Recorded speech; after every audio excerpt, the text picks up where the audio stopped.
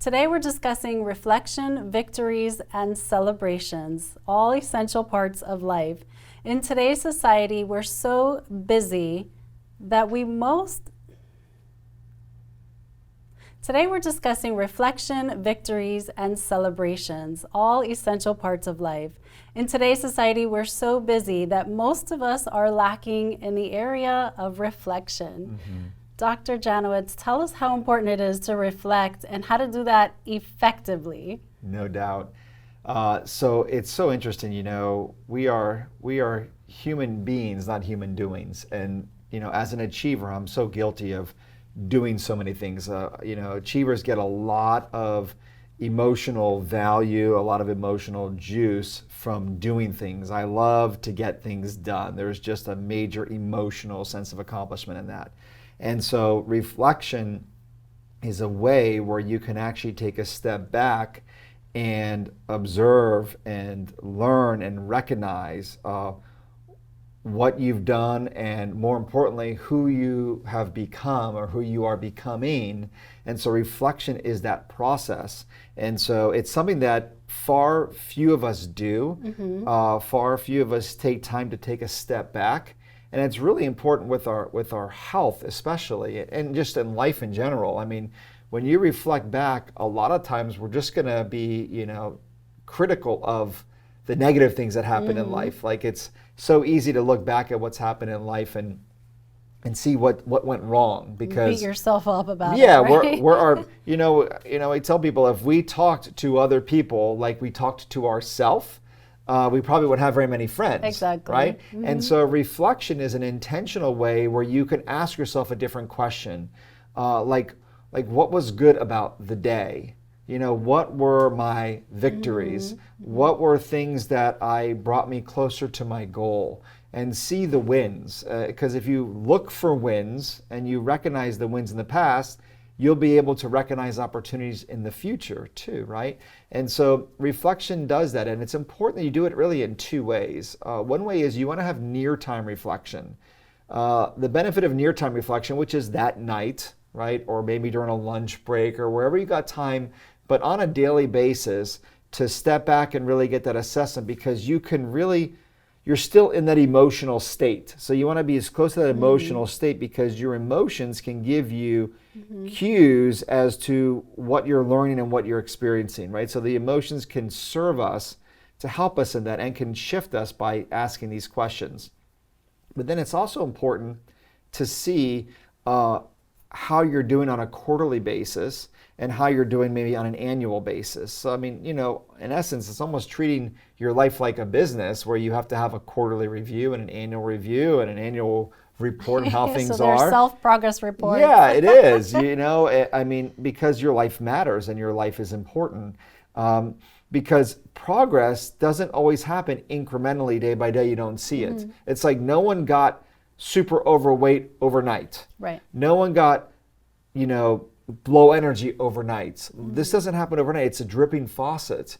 And so just like the seasons change on a quarterly basis, our health and our lives change on a quarterly basis. So, who I am now is going to be different than who I will be in 3 months, and who I will be in a year, and certainly who I will be in a decade, right? And so having that time to look back and reflect and say, what is it that I want? How does it align with my values? How does it align with my vision and my goals? And am I around the people that support me in that? When we talk about the people quadrant, all this plays a role. But if you don't reflect, then you don't know, and you'll just be busy doing life. You'll wake up one day, you'll look at the ceiling, and you're 10 years older. Yes, absolutely. And potentially sicker and lower energy, and not where you want to be, because you didn't take that small amount of time to reflect or to celebrate. I think it's important too to not look at it as a chore. It's actually a very self-motivating process. If you're doing these self-progress reports, a lot of the times you get to see that you've actually done a lot more than you gave yourself credit for. I know I've had these moments because I'm an overachiever. I'm constantly on the go, just have these really long, busy days. And I always feel like I'm never doing enough. I'm never accomplishing enough. But when I actually sit down to reflect on the things that I've done, and I'll do it in increments of time. What did I do this week, this month, the last 4 months? Like you said, you can do it on a quarterly basis. And I make those lists, even if they're just mental, then I realize, oh my goodness, I did so much more than I gave myself credit for or realized that I had even done. So I think it's a way of patting yourself on the back or correcting behavior that happened that shouldn't have happened. That's right. And getting back on track. That's right. I mean, think about it right now. Like, what are 3 things that you're grateful for? What are those things that are special to you? Who are the people in your life that you're grateful for? All these things change our pattern, change our emotional state, make us to be resourceful, to live a life of happiness and abundance, and see possibility versus limitations. And so it's so important to do that reflection. I admit this is probably one of my weakest points, something that I have to work on. We all have things that we have to deal with. This is an area because I'm just such a full-blown achiever that these are important things to do. So I'm going to watch this darn segment again too for myself, because everything that I teach, I went through as a process of myself. So don't ever think that when someone's teaching you a concept, I think any author, anyone who's giving you personal development or health improvement or anything, don't think for a minute that they haven't gone through the things either. And we're all on this journey together. This is definitely an area that I will be reflecting on myself. Absolutely. You also talk about victories and celebrations. And I found this really interesting because as a mother raising my child, I used to have these little coupon booklets, that were rewards for my son. Every time he did something good, got good grades, cleaned his room, whatever it was, I was very conscious about celebrating his small victories. Yeah. But I realized that I wasn't doing that for myself. So we need to make a coupon book for you. I need a coupon book. we need gold stars, right? Yeah. We did the star system too. And where are my stars? Well, I'll get you one because you've been great here. It's true. I mean, the things that we did for our children and the things that we would do, and think about how we speak encouraging to our kids and just so excited. We don't do that. We don't celebrate. I mean, now people don't want to share their age. They don't want to, 39, it kind of stops, right? And all these things. But we have to find ways to celebrate. I mean, having a party, doing some ways to celebrate, jumping up and down, all the things that we need to do. Think about what you did as a child that felt great to do. Find ways to do that. And you need to have celebrations for the big things that you do, but you got to find ways that are congruent with you that can also celebrate small things too. So instead of maybe going out there and getting cake and ice cream, well, maybe you're going to find something that's going to be more healthy, like maybe a date night, or do something special, or buy yourself some other thing in the kitchen, or something that you can do that will be, what can you do to celebrate in your life that will be health promoting or relationship building and life enhancing? How can you find a celebration for that? That's the question that you want to be asking yourself. And how can you incorporate those celebrations that can improve the quality of my health and in my life? Well, I like how your celebrations have a multi-purpose. So yes, they're a form of treating yourself for achieving something great, but they promote good behavior in the future. Absolutely. But there's another aspect to that too. You created in the book an emphasis on making a connection with that celebration. So when you have that celebration, you're creating an association for that moment in time that you're celebrating so that you don't forget it. That's right.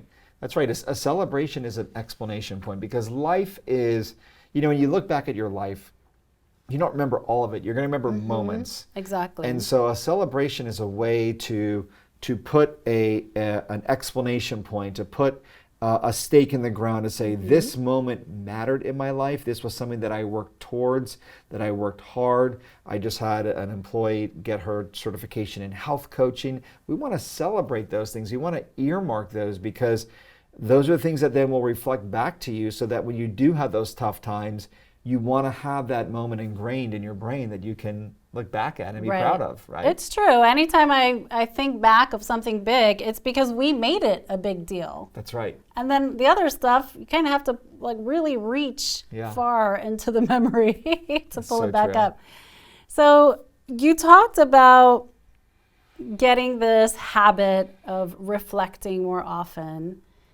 How do you break that barrier of going from this busy lifestyle where you just never do it, which is where most people are at, to making it a lifestyle habit? What do you suggest? Sure.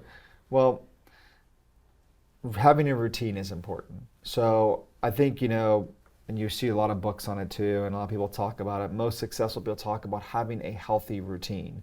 And so I think your morning ritual should incorporate some of that information. So finding a way, if it's even writing down 3 things that you're grateful for, either in your phone or on a journal or something, but having a set time that you do that. Maybe it's in the evening, so associate it with something that you do consistently, like waking up, like going to bed, or maybe in the shower. So finding a specific thing to marry it with is going to be really important. Yeah. Okay. So creating a habit is very important, being on a schedule, managing your time. This goes back to the rules and being disciplined. Yes. There's something else you talk about in this section that to me was such a light bulb moment. It was just mind-blowing that you used this association for the things that may be holding us back, maybe those memories or activities that occurred in our lives that do hold us back. You said that we should have a funeral for them. So we went from celebrations to funerals. That's and right. I've never heard of this concept before. But, sometimes we have failures too, right? Especially if you're an entrepreneur. Sometimes you fail and fail and fail before you succeed. Yes. And those can create limiting beliefs and cause fear, or what I call analysis paralysis. Yes. So tell us about this concept of having a funeral for things that have happened in life, and how do we do this?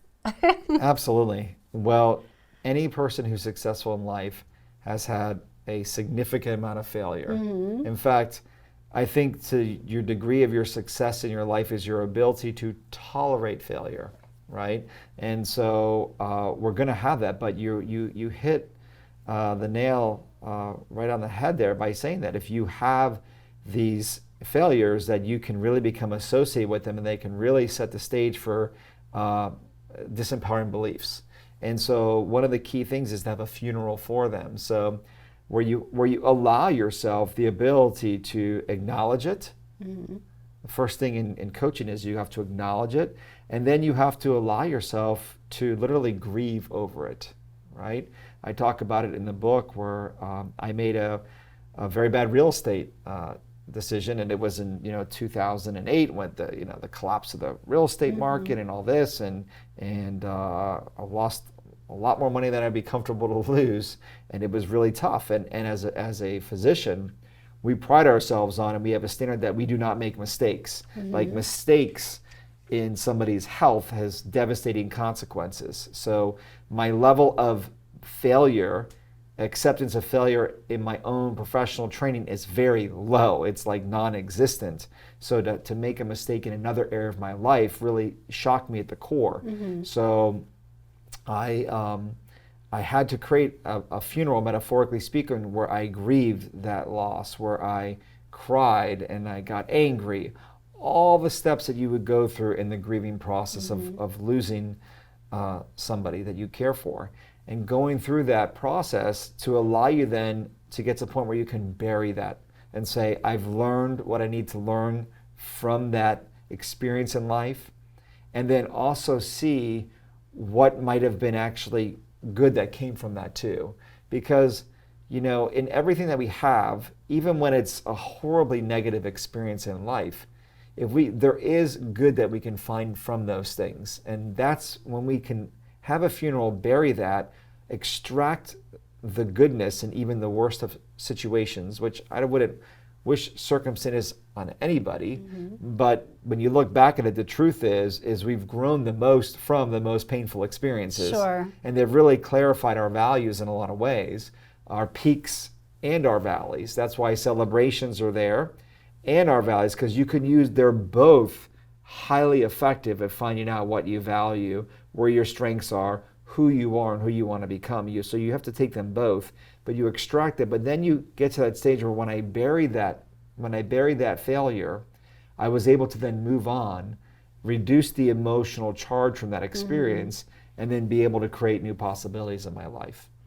Is there a specific process that you'd recommend? I know it would be different for everyone, and of course the situation will vary from person to person, but is there like a journaling process that you recommend?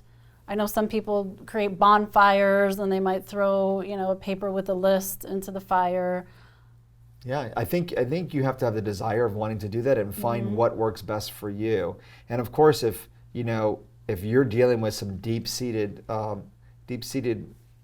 things that you've gone through in life, which many of us have, that's where you need to seek a professional. I am not a therapist, and a coach is someone who can help you make your future better and create an empowering vision for a future. But a lot of us can have deep-seated things from the past, and that's where someone really should align themselves with a good therapist, a good psychologist or a psychiatrist that can really help them with this and get those strategies. But the first thing is try at some level to see if you can be cleared out yourself or with somebody if it's deep-seated, and get the help, because that's blocking you from achieving your greatness and blocking you from the ability for you to be great for other people. Absolutely. Yeah. So there you have it. We just walked through reflection, victories, celebrations, and funerals.